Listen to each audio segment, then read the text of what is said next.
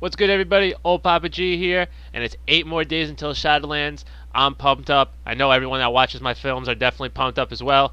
Um, like I said, I've been doing a class guide every day. Today, we're going to focus on Death Knights. Death Knights are going to be a little bit different from the other ones I've been doing because they have two really good talents that can be utilized. So I'm going to go over the talent build and PvP build for both Unholy and Frost. Luckily and thankfully, Necrolords is still the preferred choice for the Covenant. So in the video, what I'm going to be going over is the talents for both Unholy and Frost, PvP talents. Then I'm going to go over the Covenants, Conduits, Soul Binds, Legendary item that you should be choosing, and the best preferred race for Death Knights. Okay, so before we get into it, I just want to say, if you guys have been enjoying my content, I would definitely appreciate any sub to my channel or likes to my video. I appreciate everyone that's been subbing to my page, and I really can't thank you guys enough. So, that being said, let's get into it. Like I said, the first thing we're going to go over is the talents. I'm going to cover Frost first, just because I already have it up, so it just makes it easy. And like I said, we're also going to do the PvP talents. So, first, for Frost, you pick Inexorable Assault. It's gain Inexorable Assault for every 8 seconds, stacking up to 5 times. Obliterate consumes a stack to deal an additional 92 Frost damage. This is definitely crucial for Frost right now because they brought back two-handed Frost, which means really big crit obliterates. So anything that increases the damage of Obliterate is definitely crucial because after you get it off a couple times, you really will keep the pressure down, especially on an arena team. It brings a lot of pressure, heavy damage, big burst. Next, we have Runic Intuition. Auto attacks have a chance to generate 5 Runic power. This is really definitely crucial again because the more Runic power you have, it gives you the ability to do Frost Strike, which is your filler when you don't have enough rooms to do Obliterate. So that's your second hardest hitting move. So anything that generates that to use it while Obliterate is down because you don't have enough runes is definitely necessary. Next up, we have Blinding Sheet. Targets a cone in front of you. You are blind. What does that say? You are blinded, causing them to wander disorient for 5 seconds. Damage may cancel the effect. When Blinding Sheet ends, enemies are slowed by 50% for 6 seconds. The slow effect is a nice additional piece, obviously, because you're melee. But anything that gives you an additional disorient, especially for Death Knight, because they really don't have too much CC, is definitely nice to have. Another option for them is Asphyxiate. Lifts the enemy target off the ground, crushing their throat with dark energy and stunning them for 4 seconds. For me, I really feel like Asphyxiate is better. It is the one that is chosen for Unholy, but we'll get into Unholy later. So it definitely can be utilized for Frost as well. It's a better overall CC. It's just that the cooldown, I don't know. It could really go either way. So next we have Frozen Pulse. While you have fewer than 3 runes, which happens all the time, your auto attacks radiate intense cold, inflicts 21 frost damage on all nearby enemies. This is decent AoE, especially in arena, because you guys get clumped up at some point or another because the healer needs to be close enough to get their heals off. So this is definitely a nice piece. Next, we have Wraith Walk. Embrace the power of Shadowlands, removing all root effects and increasing your movement speed by 70% for 4 seconds. Taking any action will cancel the effect. While active, your movement speed can't be reduced by 170%. So this is great for a melee. Obviously, you'll keep up with your targets with this. It only has a 1-minute cooldown. And it also removes all root effects. So along with this, then you also have Icebound Fortitude. So now you have 2 things that are basically giving you an immunity, along with your trinket. So, and then you also have anti-magic shell to stop magical absorption. So all that put together makes them pretty much a force to walk around, and you really can't complain. Next, it is, I'm pretty sure. Yeah, okay. Gathering Storm. Each rune spent during Remorseless Winter increases the damage by 10% and extends its duration by half a second. So obviously any increased damage, like I said, will help you obliterate, so this goes together. And now on the bottom, Ice Cap is definitely your preferred choice here because it helps both your best hitting moves. Your Frost Strike and Obliterate. Critical Strike reduce the remaining cooldown of Pillar of Frost by 4 seconds. So I'll go to Pillar of Frost. You can see the power of Frost increases your strength by 10% for 12 seconds, and it only has a minute cooldown. So, like I just said, these are your 2 strongest hitting moves. This is giving you additional strength to hit harder with those 2 moves. So again, all 3 of them put together makes you the powerhouse that they are right now. So now we're going to get into the PvP talents, and then once I finish this, we're going to do Unholy Death Knight. So first up, we have Chill Streak. Deal 429 frost damage to the target and reduce their movement speed by 70% for 4 seconds. Again, more reduced speed is good for Death Knights because they don't have a lot of things to slow down the target. I mean, they do, but it's not as much as other classes. Chill Streak bounces up to 9 times between close targets within 6 yards. Obviously, this is good for Arena because now you're slowing everybody around them. Next up, you have Delirium. Your Howling Blast and Frost Strike apply Delirium to the target, a disease that deliberates the target's movement, reducing the cooldown recovery rate of movement-enhancing abilities by 25%, which, like we went over here, you have increased movement abilities, and stacks up to 2 times, lasts 15 seconds, so you could get it up to 50% reduce. So it's actually really good. And the last thing, which I'm not high enough level on this Death Knight, is Heartstop Aura. Decrease the cooldown recovery rate of abilities by 30% to all enemies within 8 yards. This is definitely the best one that you could choose out of all three. This one's 100% necessary. And before I get into Unholy, I just want to say I get all my information from MMO Champion, Skill Capped, and other pro players. So if you don't believe anything that I'm saying, you could go and fact check me. I highly recommend that you go do it anyway. You should go. You should be looking at Skill Capped all the time. They always update their things. They also have something that you could subscribe to their actual website to see better videos and a little bit increased guides. But their YouTube does get the job done, and it shows you what you need. So I highly recommend that you go and check it out. Now we're going to switch to Unholy. So, these two classes, these two specs rather, are both really good, and they really are completely different styles. So before I get into the talents, just so you know, Unholy works better with casters and they work better with dot users because they do a lot of spread damage along with their melee damage, whereas Frost works better with melee burst, so they're kind of like meta right now. It's just all about melee burst, so that's how they differ.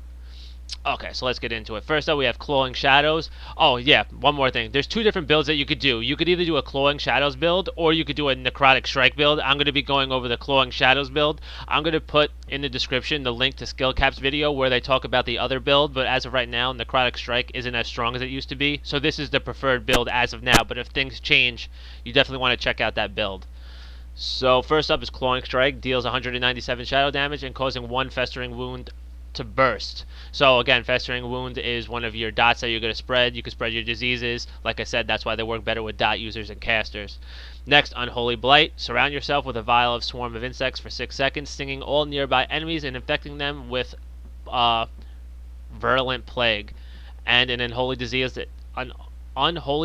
that deals 136 damage over 14 seconds, stacking up to 4 times. Again, you could spread all 4 stacks at once, so keep that in mind. That's why, again, they work really well with dot users. Your minions deal 3% increased damage per stack on the infected target. So, obviously, right now, a lot of pet users just aren't good right now because for some reason they must have changed how the pets work in the specs. A lot of AoE damage destroys pets when before it was reduced damage towards them. But the difference between Death Knight and all the other ones is that they have a long res for their pet. Like, for example, BM Hunters and Survival Hunters have a 4-second res pet. You'll never get that off in Arena. But for them, it's an instant comeback, so you don't really have to worry about it at all. Next up, like I said, Asphyxiate. This is their preferred choice. Like I said, it can also work well with Frost, and I went over it before. Lifts the target off the ground, crushing their throat. It's a 4-second stun with only a 45-second cooldown. Next, we have Harbinger of Doom. Sudden Doom triggers 15% more often and can accumulate up to 2 charges. Next, Spell Eater. Anti-Magic Shell absorbs 30% more magic damage and lasts 5 seconds. This is one of the reasons why they're a better for one-on-ones, because right now Unholy Death Knights are preferred for World PvP, BGs, and 1v1s. And the reason being is they have much more sustain and they have a lot more durability than Frost. Frost is more like a glass cannon, whereas they're more built. Unholy's built for the longer battle. Next, we have Unholy Pact. Dark Transformation creates an unholy pact between you and your pet, igniting flaming chains that deals 1016 shadow damage over 15 seconds, more dots, to enemies between you and your pet. While active, your strength is increased by 5%. This is definitely the preferred choice. Now, on the bottom, there's 2 choices, but it's It depends on the build you're picking. So for this build specifically, you picked Army of the Damned. Death Coil and Epidemic reduce the cooldown of Apocalypse by 1 second, and Army of Dead by 5 seconds. Additionally, Apocalypse and Army of Dead summon a Magus of Dead for 15 seconds, who hurls Frost Bolts and Shadow Bolts at the foes. So this is the preferred for this build specifically. This build that I'm going over is Clawing Shadows, where if you went over Necrotic Strike, you would be picking Unholy Assault. So keep that in mind.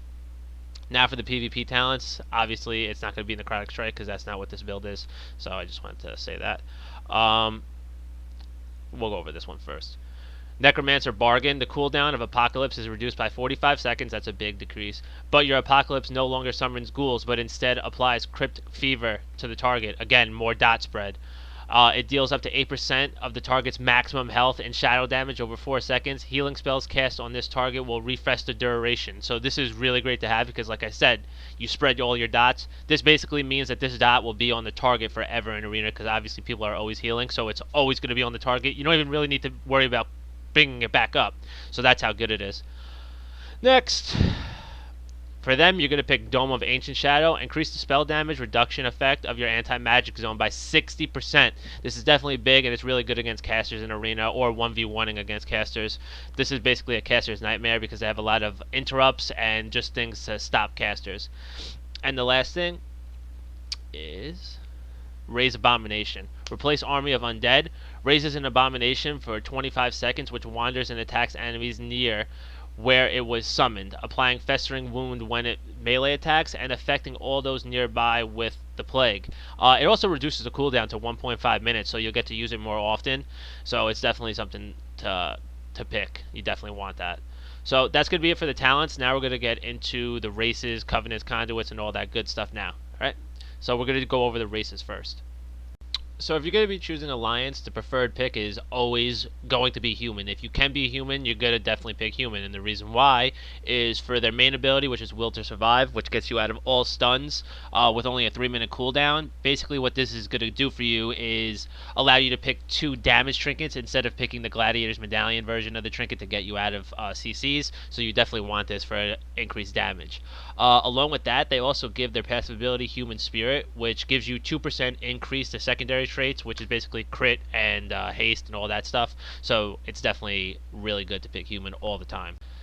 Again, it's the same thing for Horde. If you can be Orc, guess what? You got to pick Orc if you want to have an advantage over people. It's always the preferred thing to be Orc. And here are the 2 abilities why. First is Blood Fury, which increases your attack power. This is going to give you additional damage for 15 seconds. But the main reason why is for Hardiness, which is the Orc racial. What this does is the duration of stun effects is reduced by an additional 20%. This is definitely huge for all types of PvP, and you definitely want that. Now we're going to get into the Covenants. So, really fortunately for Death Knight, the preferred choice for both Unholy and for Frost is going to be Necrolord. We're going to go over the 2 abilities that you get by default for picking them, and then we're going to go through the Soulbind tree and all that stuff and the abilities that you get and the preferred abilities to choose. So the person that you're going to pick for both Frost and Unholy in Necrolord is going to be Plague Deviser Marilith. As you can see, that's going to be the path that you take for your Soulbind tree. You're definitely going to want that specific tree. It comes from skill capped, and I'm going to go over the abilities that you get for going that path and choosing Marilith. So first I'm going to go over the 2 abilities that come by default for Necrolord. You don't have to choose them in the talent tree. The first one is Abomination Limb. It gives you a slightly different thing for Unholy or Frost, but what it does is sprout an additional limb for 12 seconds. Every 1 second it deals shadow damage to 5 nearby enemies and pulls an enemy to your location if they are further than 8 yards from you. The first time the limb pulls an enemy, gain for Frost, Rime, for Unholy, Runic Corruption. Abomination Limb can only pull the same enemy once every 4 seconds. This is also really good for BGs. Especially when you're holding down a base for a big fight, because that way it pulls them all closer. That way your team could hammer down these targets because they keep getting pulled towards you. So the next default ability you get is Fleshcraft, and Ultimate Form is a Soulbind ability. That's going to be the first ability that you picked because they go hand in hand with Fleshcraft. So what it does is it forms a shield over 4 seconds that absorbs damage equal to 20% of your maximum health for 2 minutes. If you channel this near a corpse, it increases the shield up to 50% of your maximum health.